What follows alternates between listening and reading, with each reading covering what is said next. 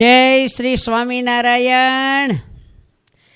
એ વાલા બહેનો સૌને ભાવથી જય સ્વામિનારાયણ। વાલા બહેનો, દિવાળી પછી આવી રહ્યો છે દ્વિશતાબ્દી મહોત્સવ, બહુ મોટો ઉત્સવ। શિક્ષાપત્રી લેખન અને આચાર્ય પદ સ્થાપન, જેને 200 વર્ષ પૂર્ણ થાય છે, તેના ઉપક્રમે બધાય બહેનીએ ખૂબ જ શિક્ષાપત્રીના પાઠ કર્યા છે। આપણે ગામડે ગામડે ફરીને ખૂબ પ્રચાર કર્યો છે અને બહેનોએ માળા, પ્રદક્ષિણા અને શિક્ષાપત્રીના ખૂબ જ નિયમ લીધા છે। પ્રદક્ષિણાઓ પણ કરી છે। કોઈએ મંદિરે, કોઈએ ઘરે આવી શકે એવા જે ન હોય તે બહેનોએ ઘરે અને મંદિરમાં પ્રદક્ષિણા નિયમ આપ્યા છે। સારું લ્યો, સાંભળો બાયું, મહારાજ જ્યારે 200 પ્રદક્ષિણા કરતા ને તેને પણ 200 વર્ષ પૂર્ણ થયા છે। તેની પણ આ દ્વિશતાબ્દી છે। આમ તો ગણો ને તો આ ત્રિવેણી સંગમ છે। માટે વડતાલ ઉત્સવમાં તો બધાએ હરખ અને ઉલ્લાસથી જવાનું છે જ્યારે દિવાળી ઉત્સવ થાય ત્યારે। તો ચાલો વડતાલમાં જુઓ બહેનો, ભાવથી, પ્રેમથી, ઉમંગ ને ઉત્સાહથી પ્રદક્ષિણા કરજો હોત। પ્રદક્ષિણાનો તો બહુ મોટો મહિમા ને બહુ મોટું ફળ છે હો।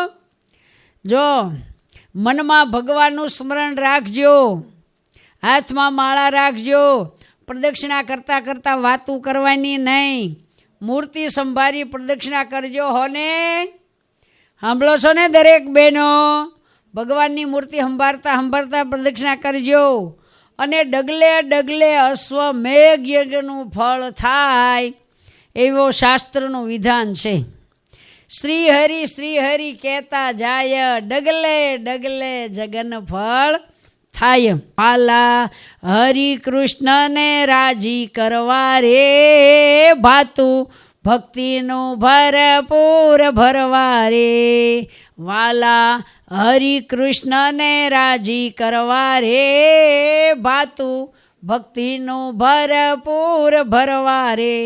કરશું પ્રદક્ષિણા વડતાલ ધામ, થઈ જશે કલ્યાણનું કામ રે। હે વાલા બહેનો, એટલો બધો પ્રદક્ષિણાનો તો મહિમા છે ને, તમે મહાપૂજામાંય ઘણી વખત શ્લોકો સાંભળ્યા હશે મહાપૂજાના। જો યાની કાની ચ પાપાની જ્ઞાતા કૃતાની ચ, તાની સર્વાણી નશ્યતુ પ્રદક્ષિણામ પદે। ડગલે અશ્વમેઘ યજ્ઞનું ફળ થાય છે। બીજો શ્લોક છે, પદે યા પરિપૂજ્ય કેભ્યો સદ્યો અશ્વમેઘાદિ ફલમ દદાતિ, ત્વામ સર્વ પાપક્ષય હેતુ ભૂતાનામ પ્રદક્ષિણામ તે પરિત કરોમી। આ મહાપૂજાના શ્લોક છે। એક ડગલે અશ્વમેઘ યજ્ઞનું ફળ થાય છે। તો આપણે વાત કરવી છે પ્રદક્ષિણાની। ભગવાન સ્વામિનારાયણ વડતાલ ધામની સ્થાપના કરી સંવત 1881 કારતક સુદ 12ને દિવસે, અને પ્રતિષ્ઠા જ્યારે થઈને પછી છે ને મહારાજ પહેલે જ વખતે, આમ તો તે દી અષાઢી મહિના ગણાતા હતા ને, તે મહારાજ આ વખતે ત્યાં ભાદરવો મહિનો ભગવાન વડતાલ ધામમાં રોકાણા।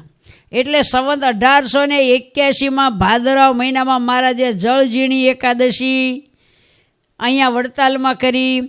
પછી ગોમતીજીમાં જ મહારાજે આ કરી। દશેરાનો ઉત્સવ પણ ગોમતી કિનારે મહારાજે કર્યો। શરદ પૂનમનો ઉત્સવ પણ મહારાજે વડતાલમાં ત્યારે જ કર્યો અને ધામધૂમકપૂર્વક ઉજવો। અન્નકૂટ, પ્રબોધિની વગેરે ઉત્સવો વડતાલમાં ઉજવા હતા। અને આ સમયે પ્રભુ ત્યારે 2 મહિના ઉપરાંત વડતાલમાં રોકાણા ને, તે વખતે મહારાજે રોજ 200 પ્રદક્ષિણા મંદિરની કરતા। એટલે 2 મહિનામાં 60 દિવસ, બરાબર। તો રોજની 200 એટલે વડતાલ ધામમાં મહારાજે 12,000 પ્રદક્ષિણા પ્રભુએ કરી લ્યો। અને નિષ્કુળાન સ્વામી હરિસ્મૃતિમાં પણ લખ્યું છે, મહારાજ મંદિર કરાવતા ને, વળી મંદિરોને કરતા અનેક જીવોના મન હરતા, હરિમંદિર કરવા કાજે, લીધી ઈટ માથે મહારાજે. મંદિરો થતાં વડતાલ ધામ હોય કે અમદાવાદ હોય કે ગઢપુર હોય, આમ મહારાજે માથા ઉપર ઈંટ લીધી, ગઢડામાં હોનેરી પાઘ ઉપર પથ્થર લીધા, મંદિરની પ્રેરણા આપી, સેવા કરવાની પ્રેરણા આપી.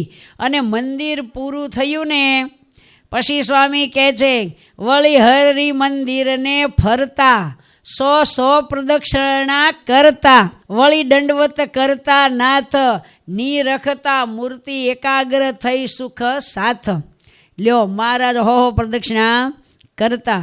મહારાજ ક્યારેક 5 દંડવત કરે, ક્યારેક 11 દંડવત કરે, અરે ક્યારેક 50 ને ક્યારેક 51 દંડવત પણ મહારાજ કરતા. નિજ દાસને શિક્ષણ કામ કરે એવી ક્રિયા ઘનશ્યામ.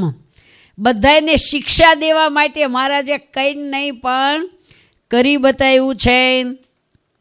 પોતાના ભક્તને પોતાના જીવથી સદબોધ આપવા માટે પોતે પ્રદક્ષિણા કરતા. લ્યો પોતાના જીવનથી. અને પદ્મ પુરાણમાં તો એવું લખ્યું છે કે કોઈ અશ્વમેઘ યજ્ઞ કરે, અરે કોઈ રાજસુ યજ્ઞ કરે, કોઈ પુત્રેષ્ઠી યજ્ઞ કરે, કોઈ કામેષ્ઠી યજ્ઞ કરે, વાજપેયી યજ્ઞ કરે, ગમે એટલા જેટલા યજ્ઞ કરે એટલા યજ્ઞનું ફળ માત્ર એક ભગવાનની પ્રદક્ષિણાથી મળે છે. લ્યો કેટલી પ્રદક્ષિણાનો મહિમા અને કેટલી ભૂમિ પવિત્ર જ્યાં ભગવાન ચાલેલા. અને પ્રદક્ષિણા કેવી રીતે કરવી? ભગવાનની સ્મૃતિ સાથે કરેલી પ્રદક્ષિણા તે સર્વ પાપને નાશ કરનારી છે, ભગવાનની સ્મૃતિ સહિત હો. અને પગલે પગલે અશ્વમેઘ યજ્ઞનું ફળ દેનારી છે, સર્વે મનોરથ સિદ્ધ કરનારી છે. અને આ પ્રદક્ષિણાની તાકાત છે, માટે પ્રેમથી પ્રદક્ષિણા કરવી. અરે વિષ્ણુ ધર્મોત્તર પુરાણમાં તો એમ લખ્યું છે કે કોઈ વ્યક્તિ 10 યજ્ઞ કરે, 10 યજ્ઞ કરે અને એને જે ફળ થાય ને એ ફળ આપનારો તો કોણ છે?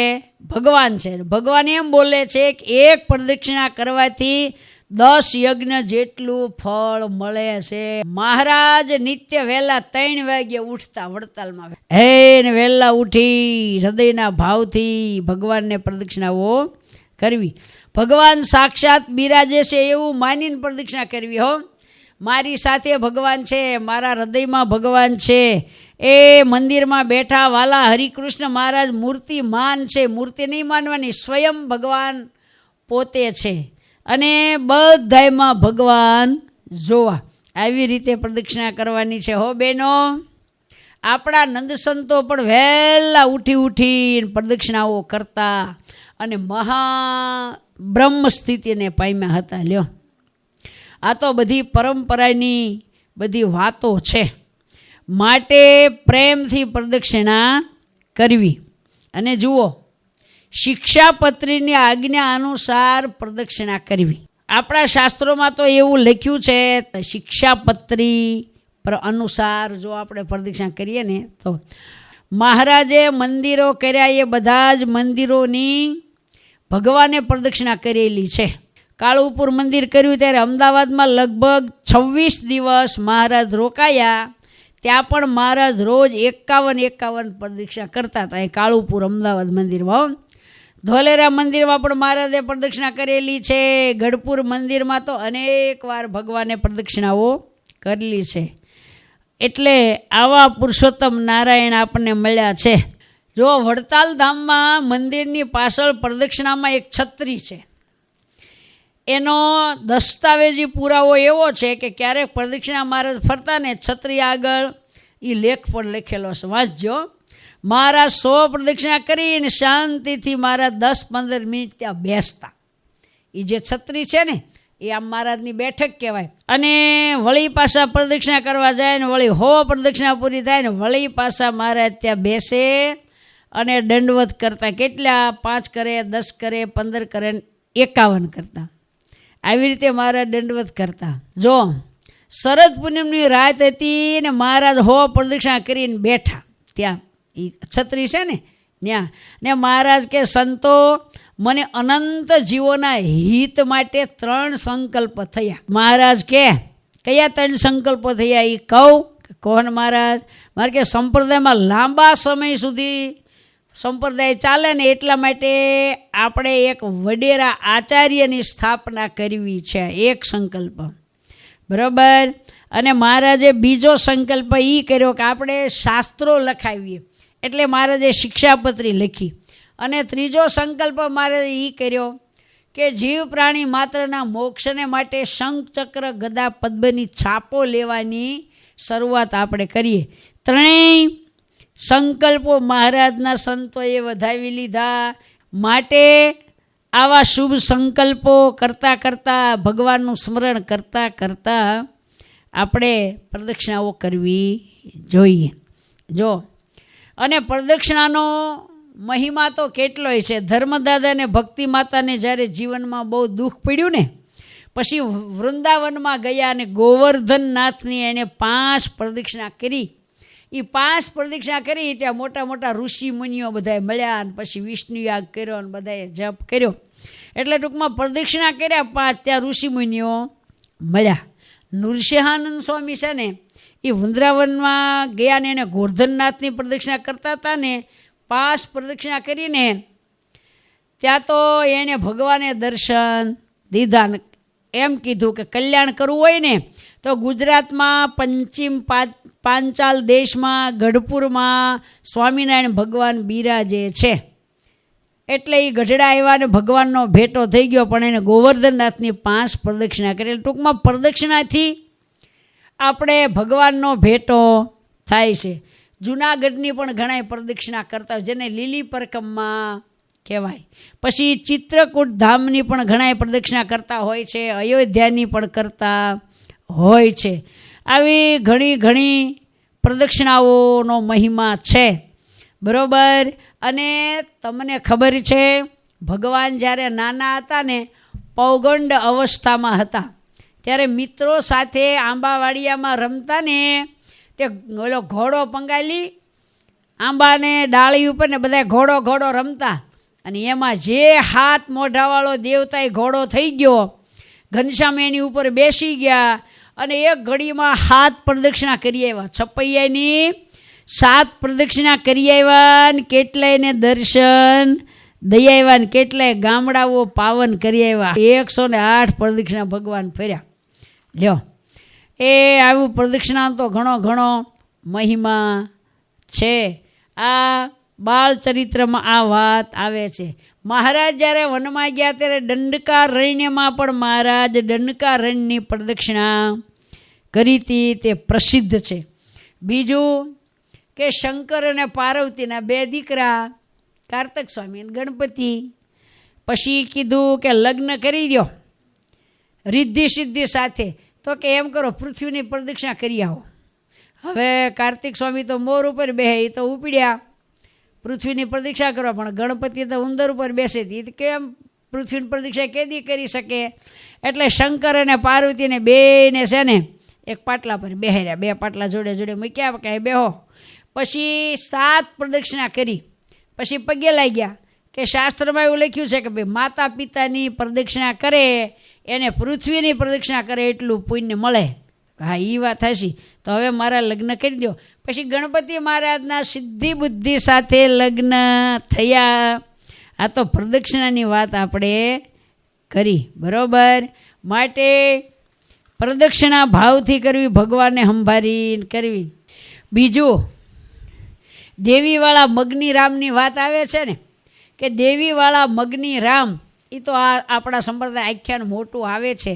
પણ જ્યારે એને સદબુદ્ધિ આવી, સંતોનો મહારાજનો ગુણ આવ્યો ને પછી ભગવાનને પગે લાગ્યા કે મને પરમહંસ કરો, ત્યારે મહારાજે એમ કીધું કે પહેલાં એમ કરો, એ તમે આ સંતોની બધી પાદુકા પડી છે ને એના બધા ચંપલ, એની ગાંહડી બાંધી માથે મૂકો અને આ સંતોની 5 પ્રદક્ષિણા કરો.